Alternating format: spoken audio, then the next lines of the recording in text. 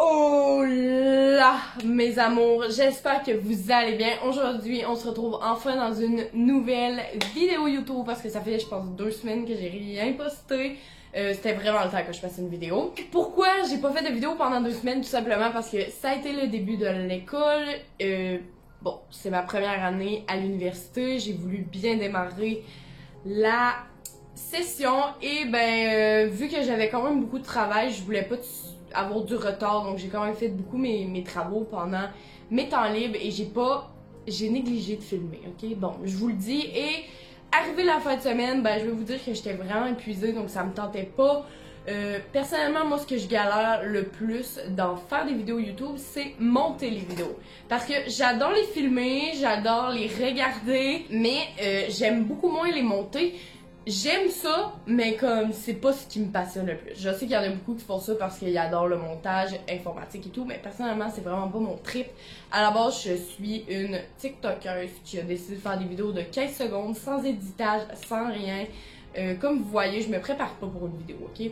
Je veux être transparente avec vous. Je veux vous montrer ma vraie vie. Et ma vraie vie, c'est ça. C'est pas du maquillage. C'est pas m'habiller au fond.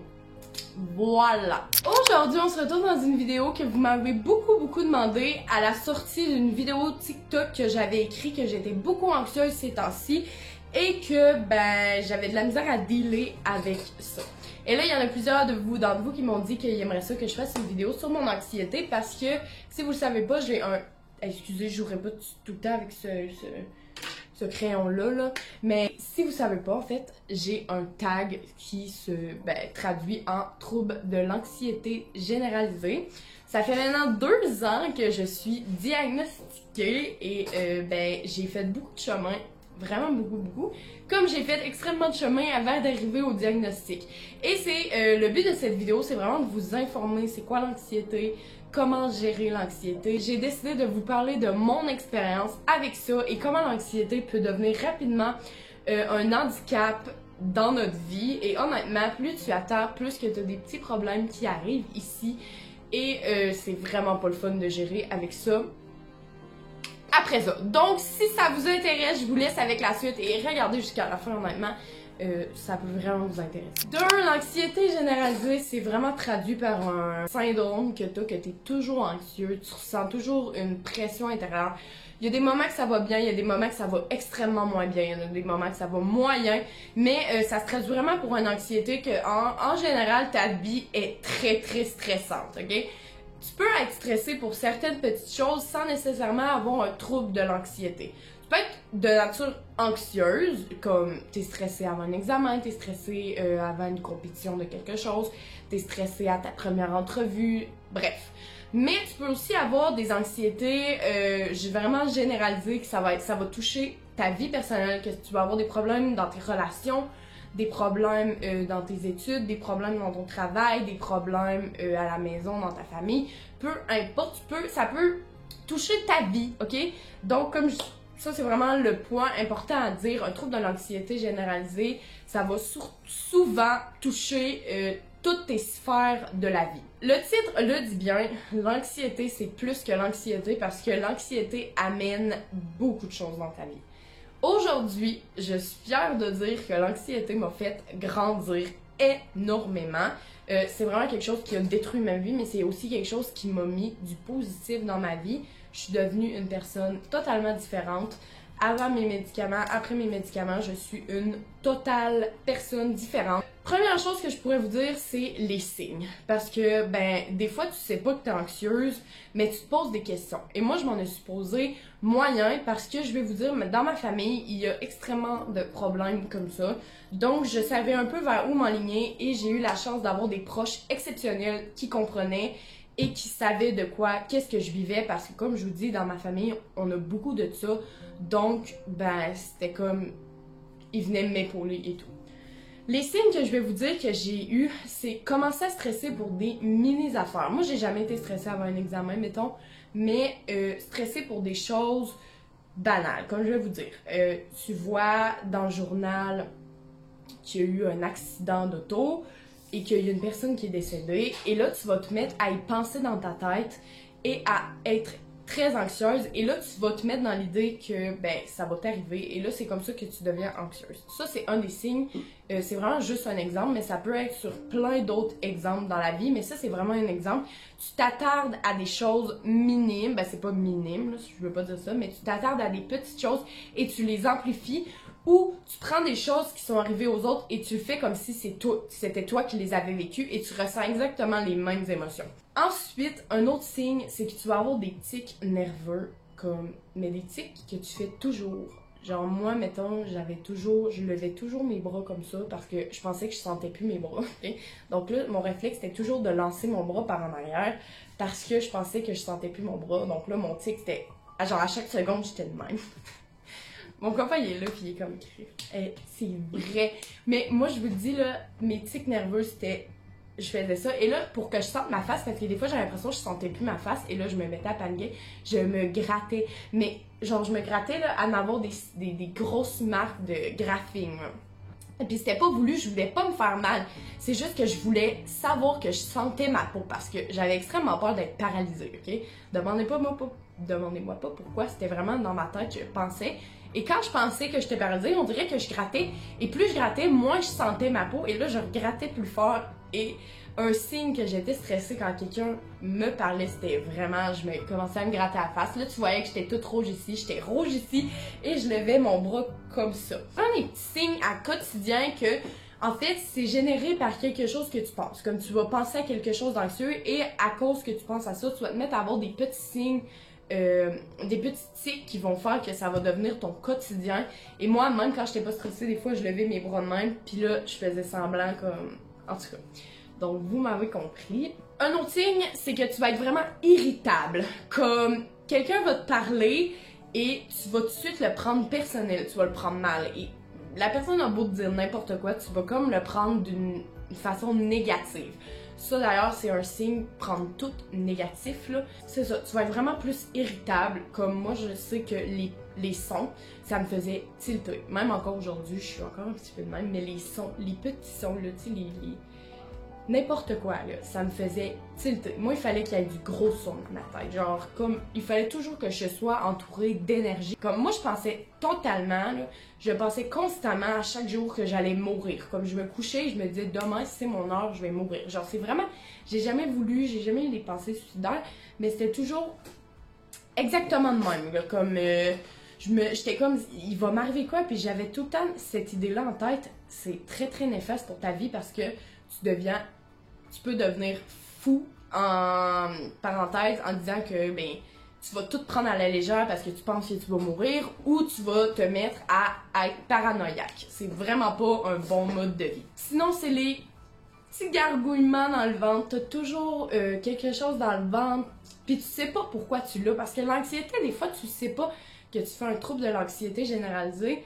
Donc, t'as des maux de ventre comme des papillons, tu sais, comme quand tu t'en vas à une première date ou des affaires comme ça, là, ok? Je voulais vous dire aussi, parce qu'il y en a plusieurs d'entre vous qui pensent que l'anxiété, c'est dû à une mauvaise habitude de vie, dans le sens que tu vis, ben, tu fais rien, donc là, tu crées des anxiétés. Ou c'est parce que tu penses trop. Tu sais, il y a vraiment du monde qui pense que l'anxiété, c'est ça, que c'est quelque chose que tu peux gérer, que tu peux contrôler. On a tout un peu d'anxiété dans notre vie parce que c'est un mécanisme de défense. Comme, je veux dire, un piment fort, ben, le fait qu'il soit fort, c'est son mécanisme de défense. Bon, ben, nous, on va stresser à des petits événements par mécanisme de défense. Mais il y en a qui ont des irrégularités de ça. Tu peux être aussi anxieux dû à des problèmes de réaction chimique dans ta tête. Comme moi, je vais vous donner une idée. Moi, j'ai un problème au niveau de ma sérotonine, ce qui fait que, ben, je prends moins la vie cool parce que c'est un neurotransmetteur qui fait que ben t'es mieux, que t'es heureux dans ta vie, que t'as des émotions pis tout. Bon, voyez le genre. C'est ça. Donc ça peut être dû juste à des problèmes de ça et ça peut être génétique. Et nécessairement, tu voudras pas être stressé, mais juste à cause de ça, tu vas être stressé parce que tu as moins de neurotransmetteurs comme qui se connectent ensemble. Je suis pas médecin, là, je veux pas vous penser que je suis médecin, mais c'est ce qu'on m'a expliqué à l'hôpital. OK? Ben à l'hôpital, chez mon médecin, que j'avais des problèmes de réaction chimique et l'anxiété, c'est dû à cause de ça. Et aussi, tous les problèmes de maladie mentale, souvent, c'est tes réactions dans la tête qui font que tu développes des problèmes de santé mentale. Voilà. Donc, l'anxiété, des fois, non, elle n'est pas gérable. Parce que, ben, ton cerveau, il est comme ça. C'est tout. Moi, l'anxiété a commencé quand j'avais environ 14 ans, mais c'était vraiment des mini-affaires, ok? J'étais stressée pour... je pensais que je faisais du diabète. Comme là, quand je pensais que je faisais du diabète, j'avais toujours envie de pisser, de faire pipi. Je pensais que je perdais du poids parce que je pensais que j'avais le diabète. Vous voyez, genre. Après ça, je pensais que je faisais du cholestérol. Je pensais que j'avais plein de problèmes de santé, ce qui est faux. Tout va bien dans ma vie. J'ai des prises de sang super belles, mais vous voyez le genre. Je pensais vraiment que j'avais des problèmes. Donc ça a commencé de même, mais c'était pas un handicap dans ma vie jusqu'à un temps-là. La pire année de ma vie, ça a été quand j'avais 16 ans. Quand j'avais 16 ans, je suis devenue parano sur tout. Je voulais pas aller dans un auto avec quelqu'un parce que j'avais peur de faire un accident d'auto. Je voulais pas aller me laver toute seule parce que je pensais que la chaleur, j'allais m'évanouir et que j'allais mourir. Ensuite, j'ai arrêté de faire du sport, ce qui a été la pire décision dans ma vie parce que le sport, c'est vraiment ça qui te déstresse. Personnellement, moi, le sport m'aide énormément au quotidien. Je me suis dit, il faut que je me protège, moi, avant de mourir. Dans le fond, je pensais que le sport, c'était néfaste dans ma vie. Comme je vous dis, j'étais dans parano parce que là, je me disais, mon cœur augmente, là, je vais faire une crise cardiaque, mon cœur est trop fort, je vais faire de la haute pression. Vous voyez le genre. Et là, ça l'a joué sur toutes mes relations parce que je voulais plus sortir parce que je me disais que si je sors puis qu'il m'arrivait un problème, ben je pouvais pas le manifester, que genre personne allait m'amener à l'hôpital. Mais moi, j'étais tout le temps dans la... Moi, mon stress, mon anxiété, c'était vraiment les problèmes de santé, des gros problèmes de santé. J'avais pas peur d'avoir la grippe ou la gastro, c'est pas ça, mais j'avais peur d'avoir des gros problèmes de santé. Et là, je me disais, si je sors, ben le monde, ils pourront pas m'aider. Mais c'est faux, genre, c'est... Fait que là, je sortais plus avec mes amis. C'est là aussi que, ben, j'ai quand même pris des bonnes décisions. J'ai réduit ma quantité d'alcool. Oui, à 16 ans, j'en buvais pas tant, mais quand j'en buvais, c'était intense. Là, je me suis dit, non, mais là, si je prends de l'alcool, je vais avoir des problèmes de santé. Je pouvais plus rien faire, ok? Ma vie s'arrêtait à tout ce qui s'apparentait à peut-être des problèmes de santé. Ce qui est totalement faux, en fait. Si tu fais du sport, tu vas être plus en santé. Aller te laver, ben je vois pas ce qui est dangereux à aller se laver. Mais moi, je pensais que ça allait se laver. Et comme j'étais une personne qui cherchait énormément sur Internet, et ben moi, j'avais vu que faire du diabète, on suggérait pas de prendre des bains. Donc, quand tu faisais du diabète, supposément, c'est ce que j'ai lu sur Internet, c'était moins conseillé de prendre des bains. Donc là, moi, dans ce temps-là, je prenais full de bains. Et là, quand j'ai lu ça, je me suis mis à faire de la panique parce que j'étais comme, je vais mourir, j'ai pris trop de bains dans ma vie, peut-être que je fais du diabète. En fait, j'étais convaincue que je faisais du diabète. Donc là, ben, moi, je pensais mourir. Constamment penser mourir, ça, là, c'est un autre symptôme de l'anxiété. Genre, tout le temps penser que t'es dans des situations dangereuses. Ce qui est néfaste avec l'anxiété, c'est que des fois, t'as des crises d'anxiété. Ce qui est encore pire que de l'anxiété. Parce que les crises d'anxiété, c'est un gros pic qui va en montant et qu'à un moment donné, redescend. Mais le pic, le temps de le monter, le temps te paraît une éternité. En vrai, une crise d'anxiété, ça prend 15 minutes. Mais pendant 15 minutes, t'es tellement convaincu que tu vas mourir que tu ressens tous les symptômes d'une personne qui va mourir. Comme les symptômes d'une crise d'anxiété, c'est souvent le cœur qui se serre, tu vas avoir les mains engourdies. Personnellement, moi, mes mains deviennent, genre, on dirait qu'il n'y a plus de sang dans mes mains quand je suis stressée. Donc, je me sens des fourmis dans les mains. Aussi, tu vas avoir des sueurs, tu vas suer comme des sueurs froides, là. Ton cœur, comme je vous dis, va palpiter. Tu vas avoir les jambes extrêmement molles, comme si t'allais t'évanouir. Tu sais, des fois, un ordinateur, ça bug, il faut le fermer et le rouvrir. Bon, on est pareil, on est un système électrique, ok? Donc, des fois, ton corps, il a besoin de se resetter lui aussi. Et c'est pourquoi, dans une crise d'anxiété, il va prendre ça comme un danger et il va avoir le besoin de faire un redémarrage et c'est pourquoi tu vas sentir ta poitrine, ben ton cœur se serrer, ton cœur bat extrêmement vite, avoir des sueurs froides et les jambes qui mollent parce que ton corps est prêt à s'arrêter. Des fois, tu te dis, crime, je vais mourir, et là, la crise d'anxiété s'en vient, et plus que la crise s'en vient, tu réalises que tu vas mourir. Et là, à un moment donné, il y a un pic. Et tu vas redescendre. Moi, mon pic, je l'atteignais quand je pleurais.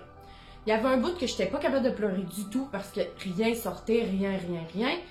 Et dès que je me mettais à pleurer parce que je venais de faire d'une crise d'anxiété, et c'est extrêmement exténuant, ça te fatigue fou, on dirait que tu viens de faire un marathon, je vous le dis. Je me mettais à pleurer et tout redescendait. Et c'était le meilleur sentiment de ma vie quand ça faisait ça. Je me disais, enfin, je suis plus stressée. Et avant, ça m'arrivait genre comme à tous les jours. Des fois, j'en faisais 2 par jour. Puis là, aujourd'hui, ça m'arrive vraiment plus souvent. Je pense que la dernière que j'ai faite, la grosse crise, ça fait peut-être 6 mois. J'ai des petites crises des fois, mais c'est vraiment minime. Et à cause de mes médicaments, je suis plus capable de prendre le dessus sur mon corps. Parce qu'un autre danger de l'anxiété, c'est que ton corps va prendre possession de toi et tu vas faire n'importe quoi. Moi, je reniais plein de monde dans ma vie. Je disais à mon chum que je voulais plus le voir, que c'était ci, que c'était ça. Je pensais que ma famille était contre moi, que ma famille me comprenait pas, que j'étais la personne dans ma famille qui était rejetée, ce qui est totalement faux. Mais tu crées des histoires dans ta tête, ce qui fait que ça te cale encore plus. C'est pourquoi j'ai appelé mon titre « L'anxiété, c'est plus que l'anxiété ». Ça peut amener beaucoup de problèmes autres. Donc, d'autres affaires, ok? Ben, quand j'avais mal à la tête, je pensais que je faisais un traumatisme crânien. Quand je me cognais un petit peu la tête, je pensais que j'allais mourir d'une hémorragie cérébrale. Des fois, je pensais que j'avais un cancer du cerveau. Je vais vous donner un autre exemple. À cause que je m'étais comme... je m'avais fait mal sur l'orteil et là, j'avais comme une petite bulle de sang. Mais moi, je pensais que j'allais mourir d'un cancer de l'orteil. Mais un cancer de l'orteil, gang, ça n'existe pas, là. Genre, c'est totalement inventé, là. J'étais tellement épuisée que là, ben, tu sais, des fois, quand t'es épuisée, t'es fatiguée et là, tu te mets un peu... T'es pas étourdie pis tout, mais moi, je pensais que j'allais mourir, que j'avais des gros problèmes de santé, comme je vous ai dit. Fait que là, j'ai réduit ma quantité de nourriture au fond. Je mangeais plus de sucre parce que même des fruits, c'était trop sucré là, pour moi. Il y avait rien qui était trop pas sucré. Comme des fruits, c'était trop sucré. Donc, je voulais arrêter d'en prendre. Le gras, c'était pas bon pour moi. Les calories, c'était pas bon. Genre, en fait, je me mettais tout dans la tête que tout était néfaste contre moi. Moi, dormir... j'avais peur de dormir parce que j'avais peur de pas me réveiller. Mais ce qui est niaiseux parce que si tu t'endors et que tu te réveilles pas, tu le sauras pas. Mais moi, j'avais vraiment cette peur-là. J'avais pas peur de mourir nécessairement, j'avais peur de ce qui venait avec la mort. Je sais pas si vous me comprenez, c'est 2 choses totalement différentes. Je me suis rendue malade parce que je pouvais plus sortir. Je me racontais des histoires dans ma tête qui étaient fausses. Comme rien n'était vrai de ce que je me disais. Je me disais que personne m'aimait, que j'étais seule contre le monde. Je pensais que le monde était contre moi. Je pensais que le monde était néfaste pour tout le monde. Je voyais vraiment la vie négativement maintenant. Ce qu'il faut pas faire, la vie est super belle. Toutes mes actions dans ma vie ont fait que j'étais plus rien capable de fonctionner. J'ai arrêté de travailler parce que j'étais plus capable de... J'étais stressée à l'idée de travailler. Encore aujourd'hui, c'est extrêmement dur. Je ne travaille pas. Ça fait maintenant environ 1 an que j'ai arrêté. Et ça m'a fait du bien parce que ça me permet d'être sur moi et de pas avoir une pression. Parce que moi, quand j'allais travailler, j'avais une grosse pression. Je pouvais pas travailler normalement. Ça me déstressait pas. Et juste l'idée que j'allais travailler, ça me stressait, ça m'empêchait de dormir. C'est ça, tout me mettait dans la tête. Donc, je voulais arrêter toutes mes relations. Et je me disais, ben, je vais mourir bientôt, donc je veux vivre ma vie à 100%. Et je faisais des choix ridicules. J'ai laissé mon chum. Je me suis dit que j'allais m'amuser au fond vocal. Ensuite, c'est quoi les autres choses? J'ai fait plein de petites décisions dans ma vie qui ont mené à n'importe quoi. C'était toutes des décisions de marde. Malheureusement pour moi, je ne crois que je vais jamais pouvoir arrêter mes médicaments. Je sais que j'ai l'air vraiment pessimiste, mais mes médicaments présentement me font tellement du bien que je vais avoir peur de les arrêter pour revivre ça. Je néglige vraiment beaucoup de détails. Tout ce que je vous raconte, ça s'est passé pendant 5 ans. Ça s'est passé, 2 ans ont été intenses, donc pendant 2 ans, j'étais pas capable de sortir, pas capable d'avoir des relations normales, j'étais pas capable de prendre ma douche tout seul, j'étais pas capable de dormir tout seul, j'étais pas capable de vivre, je voulais pas faire de sport, je me restreignais beaucoup dans ma vie parce que pour moi, tout était un danger. J'étais parano, ok? Ce qui a fait que j'ai changé, c'est v'là 2 ans, comme je vous ai dit. Présentement, j'ai 20 ans, donc bon, j'avais environ 17-18 ans quand j'ai commencé à prendre mes médicaments. En fait, ce qui s'est passé, c'est que je suis allée à mon docteur pour des taches dans le dos. Comme j'avais des taches dans le dos blanches, et moi, je pensais que j'avais le cancer de la peau, que j'avais vraiment pas pour ça, là. C'était juste genre... c'est rien, c'est juste de la décoloration de la peau. Je pensais que j'avais ça. Je me suis rendue chez mon médecin, mais là, c'était sans rendez-vous parce que je voulais absolument savoir si j'avais le cancer ou pas, ok? Donc là, j'en ris, mais c'est vraiment pas drôle. Et j'ai tombé sur une personne qui était pas mon médecin de famille, mais un autre médecin. Parce que quand tu prends des périodes de sans rendez-vous, ben t'as pas nécessairement tout le temps ton médecin de famille à côté de toi. Donc, ben moi, je m'en vais là pour les tâches. Là, la fille, elle me dit, ben voyons, il y a tout, il y a rien. Et elle prend ma fréquence cardiaque et ma tension artérielle. Et elle se rend compte qu'il y a clairement quelque chose qui va pas. Parce que mon pouls est extrêmement élevé. Et elle voulait pas me laisser partir comme ça. Mais je lui ai répété 1000 fois, je suis anxieuse dans la vie. Donc, c'est normal, mon pouls est élevé tout le temps. Parce que je suis vraiment une personne anxieuse. Surtout quand je vais à l'hôpital puis que je vais peut-être découvrir que j'ai quelque chose, ben je stresse encore plus. Et elle a vraiment pas trouvé ça normal parce qu'elle disait que ben j'avais comme des symptômes plus graves. Elle voulait même pas me laisser partir parce que j'avais une trop grosse fréquence cardiaque élevée dans le fond. Mais elle était trop gentille, elle a pris un rendez-vous directement avec mon médecin de famille pour dire que c'était vraiment pas normal, qu'il fallait qu'elle me prenne en consultation et qu'elle me règle un peu la fin. Donc, ce qui s'est passé, c'est que grâce à mes tâches, que j'ai découvert finalement que c'était pas des tâches normales, ben que c'était normal, j'ai été voir mon médecin qui m'a tout parlé. Et là, je me suis effondrée et j'ai tout avoué ce qui se passait dans ma vie et j'ai dit que j'étais tannée de vivre avec ça, que j'en pouvais plus. Parce qu'à chaque fois, comme je vous dis, je prenais un rendez-vous chez le médecin, mais je me rétractais. Mais là, c'était vraiment... je voulais plus vivre avec ça. J'ai dit, je veux faire quelque chose de ma vie. Je veux... les psychologues, ça marche pas. J'ai essayé l'hypnose, ça marche pas. J'ai dit, je veux quelque chose. Elle m'a dit... elle m'a tout expliqué, comme je vous ai dit, ce que je vous ai dit au début. Elle m'a dit, mais regarde, Marie-Catherine, des fois... il faut utiliser la médication pour régler les choses. Elle m'a prescrit des médicaments. Et c'est sûr que le premier mois, c'est vraiment pas le plus beau quand tu commences une médication. Mais après un mois, tout allait vraiment bien. Et genre, je me sentais tellement bien dans ma vie. J'ai eu une période folle. On dirait que tout allait tellement bien que je me laissais tout faire. Je dormais pas beaucoup parce que je me disais que j'étais correcte. Je me permettais plus de faire de choses, j'étais vraiment plus heureuse. Comme je vais te donner un exemple, moi quand j'allais au spa avec mon chum avant, un spa c'est supposé te relaxer, ben moi on restait là 1 heure. On payait 50$ pour 1 heure parce qu'après 1 heure je faisais une crise d'angoisse et il fallait qu'on parte. Aujourd'hui, créez-moi que quand je paye 50$, je reste 50$ là-bas. Je reste tout le temps que je peux, mais ouais, c'est ça. Fait que tout allait mieux, je pouvais enfin refaire des activités, sortir avec mon chum, on pouvait faire des activités vraiment longues. Ça allait tellement bien que j'avais l'impression que j'avais raté plein de choses dans ma vie, que c'est ça, donc je faisais tout en considération de ça. Ce qui a fait que j'ai développé un problème de sommeil extrême, parce que... en fait, ce qu'elle m'avait dit, le médecin, c'était soit que ce médicament-là va t'endormir, soit qu'il va te réveiller. C'était le gros effet secondaire. Et moi, je me suis dit, ben écoute, toute ma famille que je connais qui prennent des médicaments, ils s'endorment. Je vais pas me réveiller. Et je pense que ce qui est pire entre s'endormir ou se faire réveiller, c'est être trop réveillé. Parce que là, tu tombes fucké. Et ben moi, ça l'a fait ça. Je dormais 3 heures par nuit et au début, c'était correct.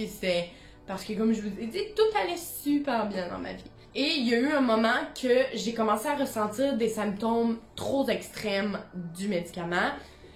Comme je vous ai dit, ça allait tellement bien que mon cœur allait super bien. Tout d'un coup, il se mettait à battre fort, il se mettait à...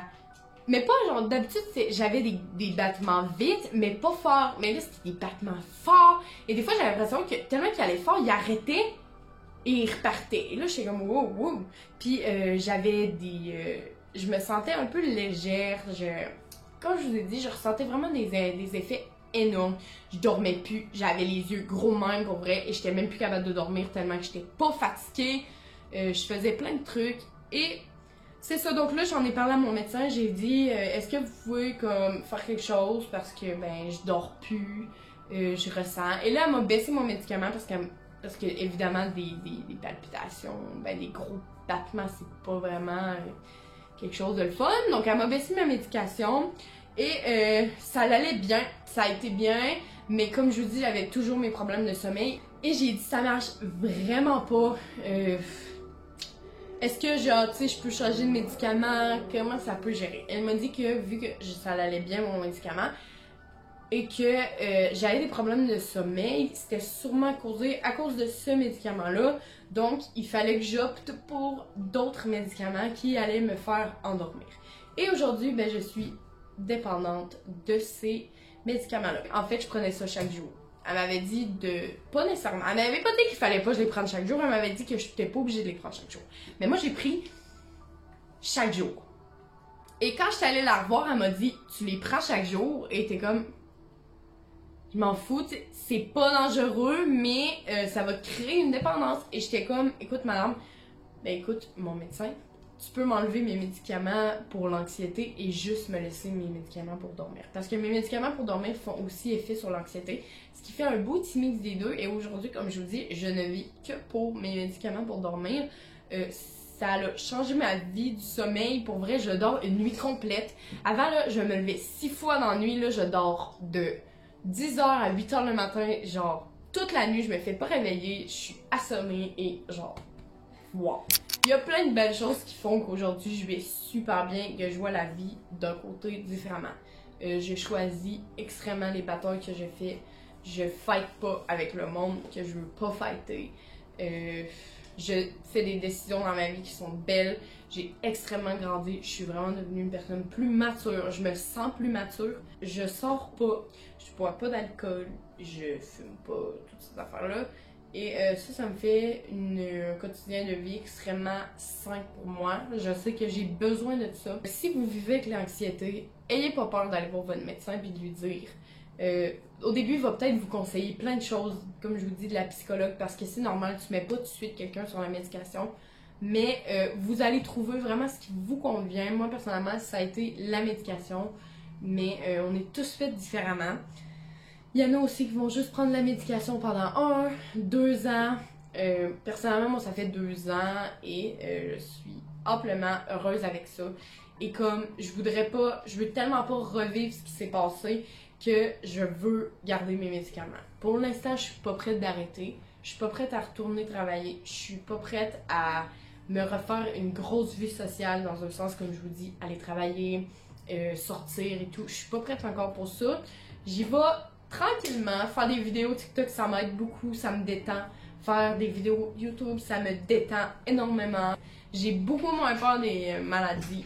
Je sais que je vais être un peu toujours anxieuse. La vie va bien, j'espère que la vôtre va bien. Prenez soin de vous, honnêtement. Faites ce qui est le mieux pour vous. Faites pas des décisions de merde, pour vrai, à cause d'une chose. Si vous avez de l'anxiété, parlez-en. C'est extrêmement important. Sinon, j'espère que vous avez aimé la vidéo. Je sais que c'était une vidéo vraiment blabla, que je vais vous raconter un peu ma vie, mais je voulais être transparente avec vous. Donc voilà, si vous avez aimé la vidéo, n'hésitez pas à aimer, à commenter, à partager, mais surtout, abonnez-vous. Un abonné de plus, ça fait toujours plaisir. Sinon, je vous souhaite bon matin, bonne journée, bon après-midi, peu importe quand vous l'écoutez, et on se dit bye!